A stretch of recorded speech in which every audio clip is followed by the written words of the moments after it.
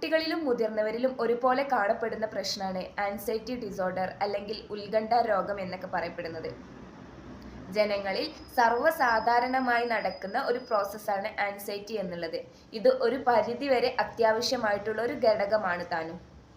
Example പറയുകയാണെങ്കിൽ, ഒരു exam നടക്കുന്ന സമയത്ത് കുട്ടിക്ക് ആൻസൈറ്റി ഇല്ല എന്നുണ്ടെങ്കിൽ ആ കുട്ടിയുടെ എക്സാമിനെ അത് സാരമായി ബാധിക്കും.